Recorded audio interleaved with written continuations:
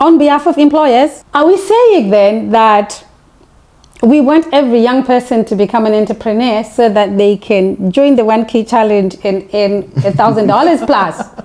You know, or what are we saying? What are we saying? So I want, again, because my issue is, while we can support the young people and empower them to understand that their skills are valuable, and, you know, whatever their knowledge they have, they can expand that and go beyond borders, right? They can do it.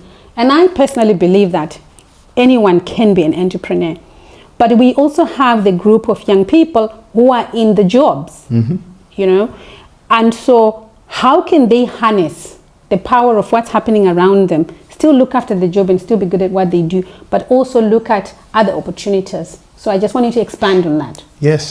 So I guess speaking directly to an employer, I think it's on both levels. Employers need to see that the service they offer is not just, whilst you provide it locally, there is a bigger market out there, right? Yes. I touch on Zimbabwe again because that's where we're from, but only 15 million people against 8 billion. 0.8% of the world's population lives in that country. Just make that, yeah. What happened to South Africa? What happened to Mozambique? What happened to Namibia? What happened to the rest of Africa? Yes. Right. The minute you start to think that way, you will realize that to grow into those sectors, you need people who have creativity, new minds, who are not worried about getting on a bus or a train, or a plane to land in a new country and say, how am I going to figure it out? So you can expand your borders and still have people work for you who are not in the local space as you. So you can employ people outside the borders. Yeah. You can expand in that way. And that needs you to change your mindset on how you run your business. For the young people in those businesses who are looking for an outlet, you know, maybe you're like me, doing architecture, drawing all day, or maybe you're a painter or whatever it is, you have this maybe urge to become an animator, or maybe you love making music. There is now an outlet which is the global marketplace, right? Where people are saying, well, look, that little hobby of yours, I value it. I will employ you to create, 3 animations for me in your spare time, whilst you still do your full-time job, while you do that. And maybe one day that turns into an entrepreneurial venture where you take it further. But ultimately, it's just giving you that outlet to be creative.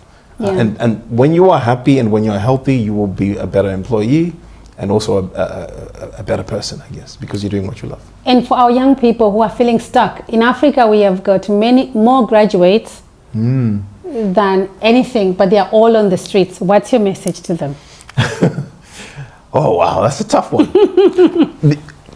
It's tough only because you need to remind them that they are good. And that's the hard part. Right. Once someone knows how good they are and they get the kind of pat on the back, I think they will find their way to success, whatever success means to them. Yeah. So I think for them, I would be saying, release yourself from the thing that's holding you back from self-belief. Right. That's the only power you have against electricity going out, your mother saying you're not good enough, or you need to get to school, you need to just do school.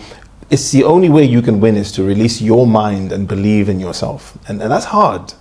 But it means reading books, taking new information, doing something I love to challenge people to do the unfollow challenge. Go on your Instagram, delete everyone and start again. Absolutely. And think to yourself, anyone you add, what values are they adding? Right. And start listening to new narratives, because you are a product of your environment and what you eat and what you hear. If you can change those things, you can change yourself as well. Right. And so how do these young people and everybody, how can they find you? Talk to us about this mentorship. Oh, yes. So the 1K Challenge has been running for about 3 years now. We've trained about 3,000 wow, amazing, people. Amazing. The good chunk of those came through COVID. Right. Prior to that, we had just done a couple of hundred. But since COVID came in, we launched it, and it went from being a Zoom session or an in-person session to being an app.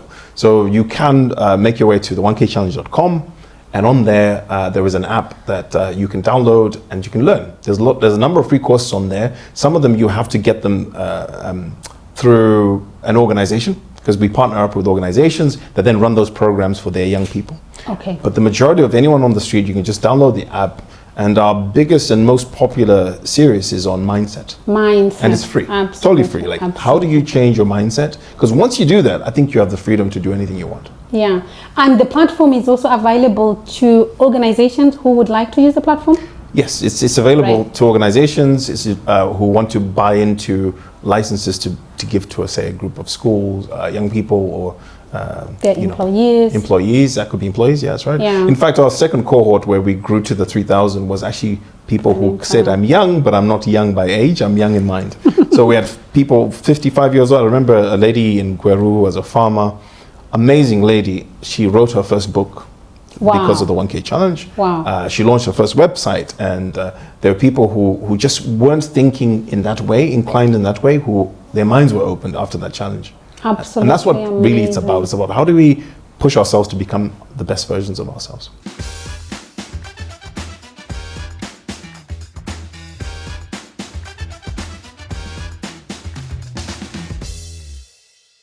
We're ready?